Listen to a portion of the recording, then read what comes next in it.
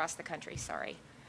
The Army Reserve is a federal component of the United States Army and serves as one part of its total operational force, providing specialized combat-ready support capabilities.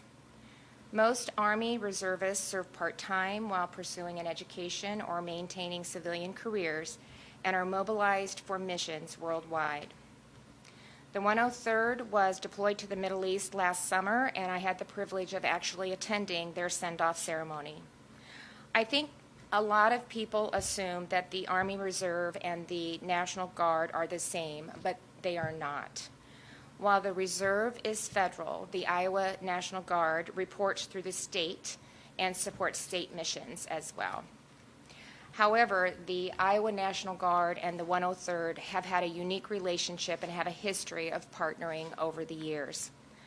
I've directed the Guard to assist the 103rd during this time, and they are providing support for family services and survivor outreach, and the Guard stands ready to provide additional help as needed.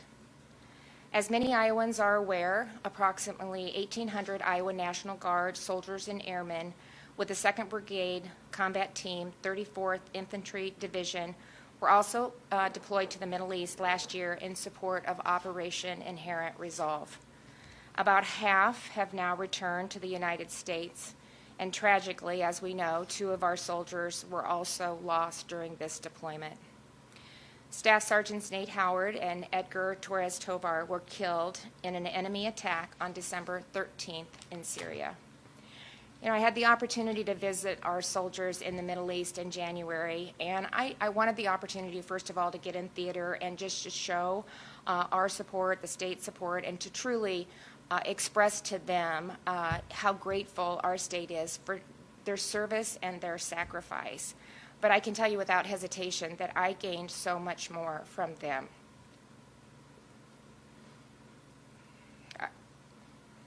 I had the opportunity to see firsthand how critical they are to the mission in the Middle East. And almost at every single stop, they were leading those missions. And I heard over and over how personally committed that they are to it. They believe in the work that they're doing. They stepped forward and they chose to serve, even in challenging and dangerous situations. And it is our responsibility to stand strong in support of each and every one of them. Losing 4 soldiers from Iowa in the course of 3 months is a sobering reminder that our freedom is not free. It demands sacrifice and the kind of service that these heroes and their families have made on behalf of all of us. And it's why our support for the men and women who wear our nation's uniform is so important. We owe them not only our gratitude, but our unwavering commitment to stand with them, to care for them, to care for their families, and to honor their service to our state and to our country every single day. So before I open it up for questions, I want you to know just ahead of time, I'm not stalling, I might not be able to answer some of the questions that you might have on this topic because, as I mentioned, this is a federal military component. But my team will be happy to provide everybody with a contact for the U.S. Army Reserve Command Public Affairs Office so that you can reach out directly to them. It's different with the Guard because they answer to me, and so we're able to get the questions, we're able to really lean in and understand what's happening, and it's just a different path that the communication flows with the U.S. Army. So, and they're not, doing it intentionally, it's just a different setup, and so we were able to be notified immediately and able to start to drive things, and the communication is good, and we're getting it as we're asking for it, but it's just a lot of the things I don't have detailed information for like I would have if General Osborne would be standing right here able to answer a lot of the questions. It's a different operation.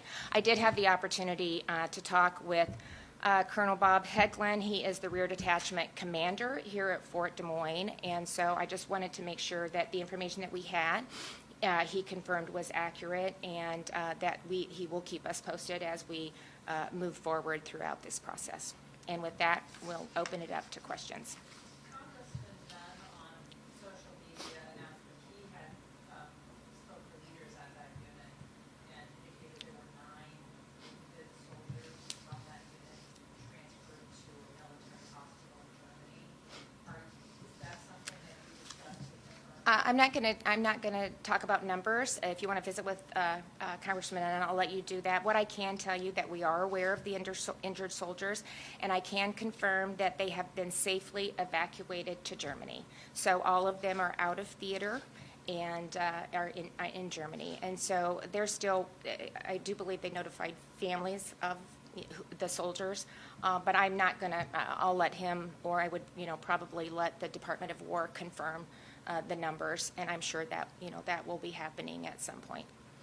Members of the Iowa National Guard are scheduled to return this weekend. Do you have any message for all military families here in Iowa? Some just found out that their sons and daughters are coming home, others Yeah. found out that they're not. Yeah. Do you have a message? Just how grateful I am to each and every one of them. I can't imagine the sacrifice, that they're, and just, they to think they're coming home, and then maybe things have changed, delayed. We've had some killed in action. So just how grateful we are for, their son or daughter or family or husband or wife or dad that have stepped up and chose to serve our country. And we forget that less than 1% of Americans serve on our behalf. That is such a small number. And in Iowa, we have a large percentage of that. We always have. We are, strong Americans that believe in this country, that believe in freedom. And we believe that we need to do whatever we can to protect it. And the fact that we have so many families and individuals that have stepped up to serve in that capacity says a lot about who we are as Iowans. And so just know how much we appreciate you. These individuals that have been killed, and those that have been wounded, and really those that serve every single day are heroes, and we are so grateful to each and every one of them. And as we walk through, I will be a part of the dignified transfer like I was earlier, and so we're waiting to hear when that will be, but we'll be there at every step of the way until we get those Iowans that have been killed or wounded back home. And we'll continue to provide the support that our families need to get them through this really difficult time.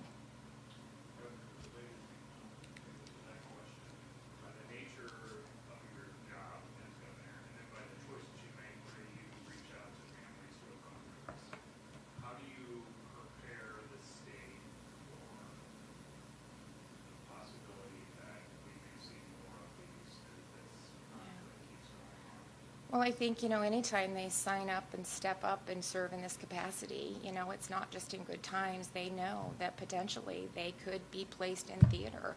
So, it's I don't want this to be about me, but it's it's just a horrible thing to have to call these families and just say how sorry I am, how proud we are of their son or daughter or their husband or wife or dad, that the heroes that they are, and the fact that they put their life on the line to protect the freedoms that we, get to experience every single day. And so, nobody enters into war lately, and so everybody is having those conversations. But, this is, I believe in the mission right now. I think it was the right thing to do.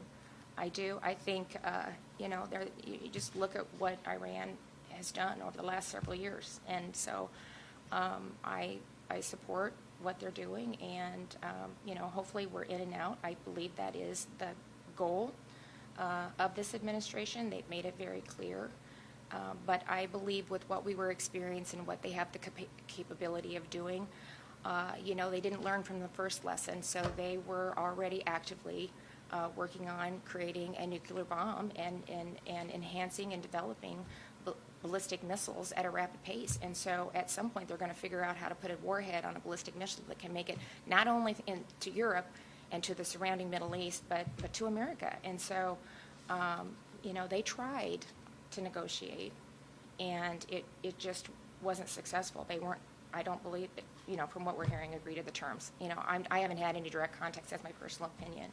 But, it's not easy.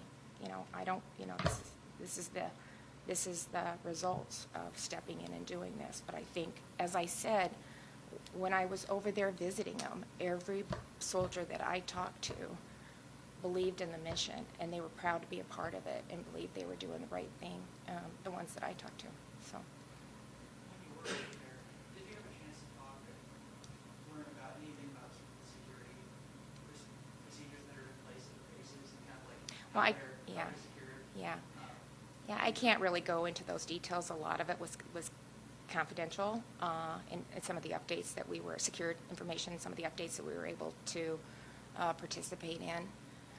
But, you know, that's something that's always front and center, I think, in any time that we have the soldiers in theater. That's the number one priority, is to keep them safe. Secretary has said at one of the briefings earlier this week, suggested that maybe the media are making too much front page news of the casualties in order to make President Trump look bad. Do you think there's been too much media coverage of these soldiers' loss, or about right or not enough? I think we need to stand with our soldiers that are in theater right now. We're in war, and we shouldn't be second-guessing that. We need to stand with our families. We need to stand with the men and women who are serving this country, and we need to be supportive of them. There'll be time to do a review, but I think what we need to be doing, and what I hope I reflected in my opening comments, is we need to continue to stand united in support of our men and women that are serving, and especially until we get through this, and especially as we have men and women that are in theater right now. Have you spoken with the president at all? I have not. Are you able to say anything else about the 9 wounded, I'm sorry, this during the reported, but are they also connected to Fort Des Moines? I'm not at liberty to say that right now. And I don't know, to be honest. I'm trying to think back on the conversations, Dave, and remember what I can say and what I'm not, and I don't know that, to be honest. This is what I've been told that I can share, is that the wounded have been safely evacuated from Kuwait, and they are in Germany. So they are at a safe place right now. Take us a few all time. Governor, this week, I covered a subcommittee hearing where officials from the Department of Human Services briefed senators on a proposal to raise a premium tax on H&O. Yeah. And the industry says it's a 238%. Well, they were wrong. Their numbers were wrong, and I can get you the follow-up information. It is what we said it would be. It is a cost of about $12 million, I think, is actual cost. They were looking at the wrong information. We verified that with diffs, and so, okay, we'll get you the correct information. But we have provided the correct information to both the Senate and the House, as well, Mark. So, Department of Financial Insurance and Finance, yeah. I can't believe I remember to call it that. I never do, you know, as the realignment. I did, obviously I wasn't the one that came up with the names for some of these things. I just want to be clear on that. I don't own that one, but Commissioner Oman is who was directly, and he's the one that they would work through. And so he confirmed that those numbers were absolutely not accurate. What's the argument for? Huh? What's the argument for? Well, first of all, it's available. You know, they changed in the One Big Beautiful Bill the amount that you could go to. We qualify for that. We had taken ours down, and we have a Medicaid shortfall. I mean, that's the main driver of this, and that would help address that. It's pretty significant.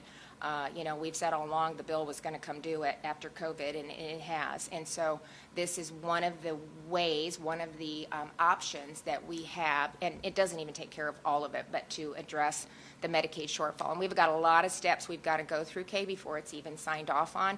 So I have to get the legislation passed, and then we have to send it to CMS, and then CMS has to authorize the waiver. So it's not even, if this passes the legislature, this isn't a done deal by any means. We still have a lot more work to do, which we will. And it's one time, so we have to think about that as we're looking at how we continue to fund Medicaid going forward. But it is, you know, a lot of states are able, you know, the ceiling will be 3% going forward. It's been a while since I've thought about this. Will be 3% going forward, and so we can go up to that, but only for a short time lane, and then it goes back to where it was, which is 0.95. Okay, well, not too bad, you know. Part of that proposal would also cover this year's budget gap, 100% of the taxpayer refund. What's the reasoning for that? No, no, that's not my bill, and so that's a piece of legislation that's working through the legislature, so you'll have to talk to them and ask them. No, but it wasn't part of my bill. So it was amended. No, I'm not saying that. I'm just saying I support what I put in there and what I had agreed to, and some things have changed, and so we'll work through that process like we do everything else. This is no different. You know, we have a shortfall that we need to figure out, and so we'll just have to see what that looks like moving forward and what we can do to start to address it, and then how we can sustain it. Governor, the Health and Human Services Agency did not answer questions from the Legislative Services Agency regarding the impact of one of the bills that was related to public assistance programs. Is it your policy that state agencies should answer questions from the Legislative Services Agency when they're trying to prepare those fiscal notes? Or is it your policy that agencies can just decide? I think you know the answer to that. Thank you. Thanks, everyone.